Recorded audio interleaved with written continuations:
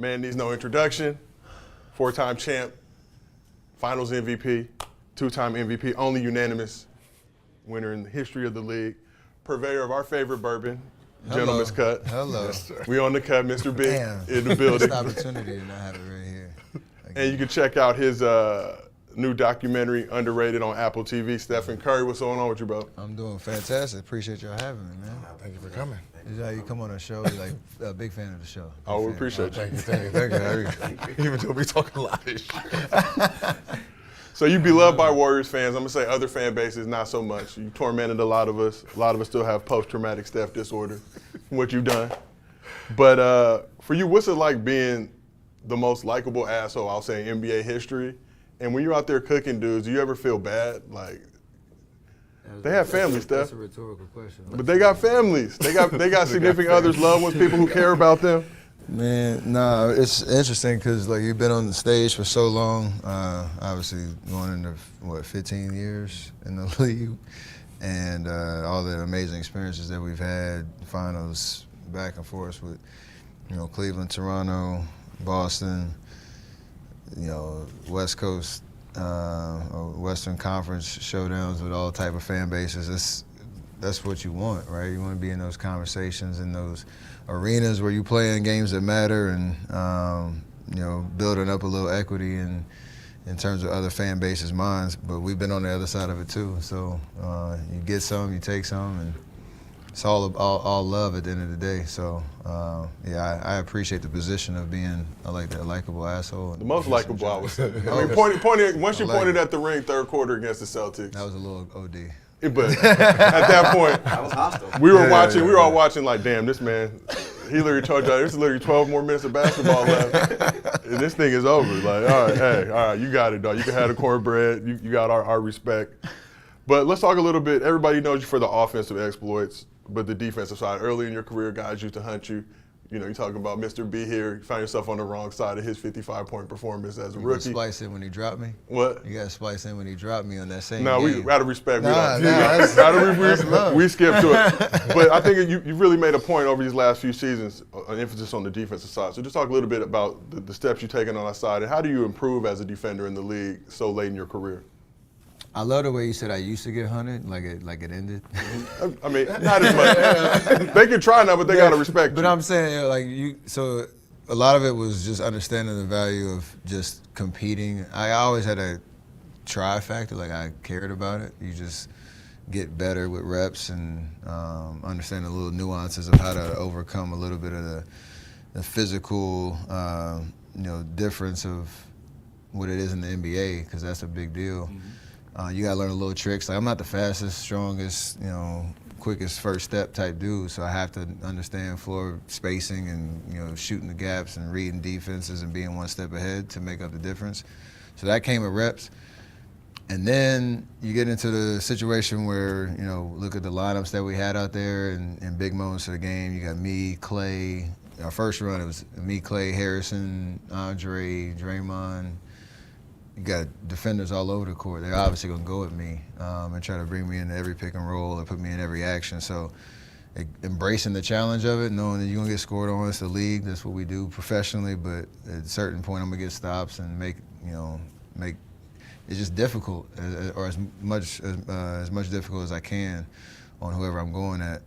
And then, like I said, the care factor, I think, is the biggest thing that turns you into a better defender, because you have to try, and it's hard. Like you get tired out there, like you get bumped and bruised, and you got to play a little bit above your size. So just the care factor is the biggest gas in the tank, I guess, in terms of trying to figure it out. And 15 years in, I'm still trying to figure it out. Yeah, I was telling him when he was coming here, he was like, how do you get better at defense? And I'm like, it's learning new tricks, understanding tricks, understanding, behavior of what an offensive player do. For me, it was, I'm just gonna try to score on you. Right? I mean, that's the best defense, though. Because it was one of those things. I remember, with Kobe, it was more mind games, right? Yeah. So I remember I'm cooking, and he was like, "Come guard me." What? Why? So you can put me in the post, beat on my body, and then I'm too tired to try to score. No. That's what we got defenders for, right? You know, so like when he said hunting, they don't hunt you anymore. I'm pretty sure they don't because you started scoring more, and now you know the older you got, you starting averaging 30. I'm less likely to want to pick on you knowing that you have that. But like Ty Lue, who's given me a lot of props over the years because we've had a lot of battles, he makes it known, like, I'm trying to bring you in because I'm trying to tire you out. I'm trying to make you think about anything other than just scoring.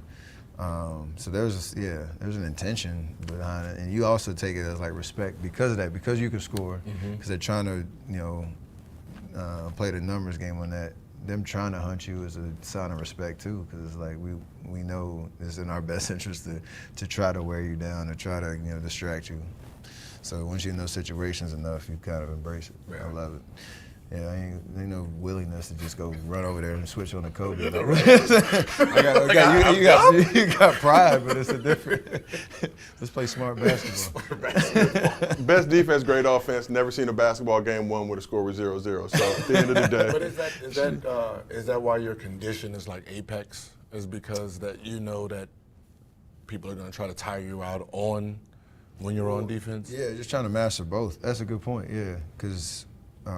That's the care factor of just trying, because you get exposed a little bit when you try to make that transition to becoming, like I said, a better defender, an above average defender, because it takes a lot of effort. And then you have to be on the other side. So that endurance is developed by focusing on both. I mean, we've all been in situations, us three, where you do know where to pick and choose your spots because you're playing 82 games, and if you're trying to play 35 plus a night, it's not like you're picking up 94 feet every possession, but when it's your turn to make the read, when it's your turn to fight over the screen, or switch and hold somebody up in the post, like, you're ready for those moments. And like I said, just don't be the matador thing? Like, just don't be that. Matador just don't be that.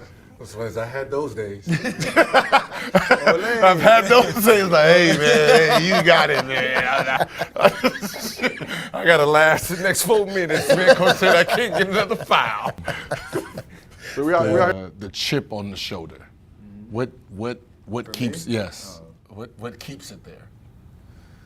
I don't know. The way I've explained it is like from coming up playing AAU to college, like I had such I would say normal. It was like everything I got in terms of, you know, accomplishing things at the next level, I had to earn with the work, and then, you know, I kind of do it in silence a little bit because nobody was really worried about me on the national scale until the 08 run at Davidson.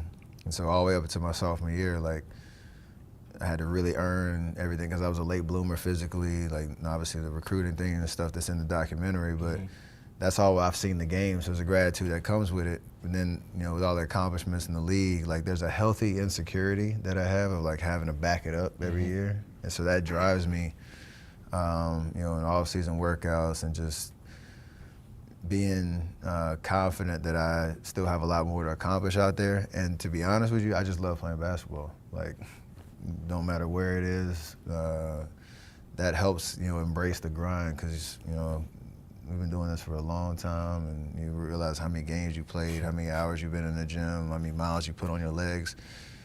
There's something freeing about putting that ball in your hand, just going to hoop. Like, and so I still want to maintain that as much as I can. But that healthy insecurity is real, just because I've outkicked my coverage in terms of dreams that I've, you know, imagined in this game, and still feel like I got a lot more in the tank.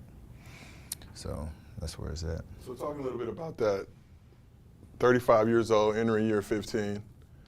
I mean, you look at guys like LeBron going to year 21. Do you have a target of where you want to play? You want to get to year 20? Is there a set target or goal you have right now for how long you want to keep playing this game? It's somewhere in that range, but I think I never imagined myself being the 40-plus dude, like trying to hold on for dear life. Like, but who knows what my body will look like or feel like at that point. So I got 3 years left on my deal, starting, you know, including this year, so at least that, and then kind of figure it out from there. Just, I am blessed to know and hope that, you know, no matter how many years I do play, that playing for one franchise and being a part of that group that of the legends that have accomplished that feat and won at the highest level and all that. Like I don't ever take that for granted either, because you got the Cobes, the Magics, Dirk, Tim Duncan, like those guys helped establish a culture.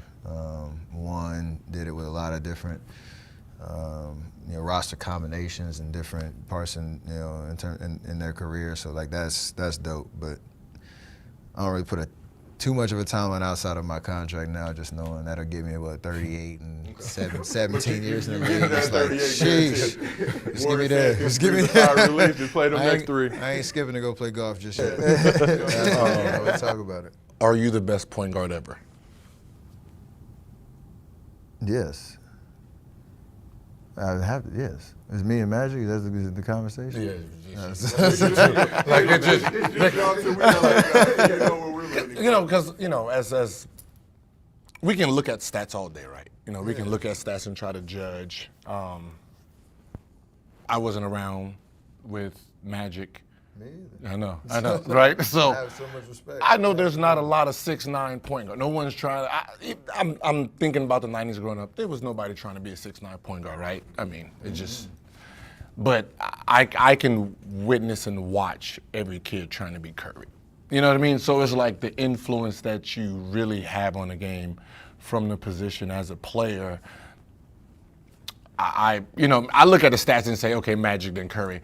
When I look at the kids and I watch AAU, it's like, nah. Yeah, I mean, I obviously I have to answer it that way, but I really feel like, to your point, like Magic's resume is ridiculous. Yeah. Like, all right, so the fact that we're even having that conversation it's a place I never thought I'd be in. But the fact that, to your point of like how you grade it and the whole conversation, that's why we have the conversations, because it's fun and it's measuring errors against each other, and I love that's what basketball, that's what sports is all about. That's why people watch. That's why people get in heated debates about it. I love it. So you put me on my own team, I'm gonna rep myself for sure. But Magic, like that's a lofty resume to shoot for, right? So I'm still going. Let's see what happens. Come on. I mean, it's point forward. I mean, it's, I'm just saying, it's point. I mean, you know how you be cheating. It's point forward over there. We got the point guard right here. Like, I mean, it's good for me. Like, I used to believe in the old school, right? I remember I made a comment and said, and I don't know if everyone got it. I said, Curry is not top 5 point guard, but he's a top 5 guard. You know what I mean? And I said, because, growing up, it was like your type of guard is not a point. Mm-hmm. So I was like, all right, cool, that's fair, right? Okay, so where we at then, right? Where we at then? So now when people say, all right, name your 5 point guards, and I'm like, all right, it's all scoring guards. Y'all can keep them assists to yourself, right? I need someone who has all the ammo. So I'm loving, the day that it's turned into, more of the guards that can do a little bit of everything. So you have to now, because that's how the game shifted. Like I'm saying, who's probably the last? Pure point guard. Who was the last point guard in that? Who it was like Rondo, like CP, like that group. Like even Rondo. Darren Williams was like kind of hybrid. You have LaMelo, right? He likes to get buckets too. I know. So it's a hard conversation because the game has changed. Yeah. So I mean.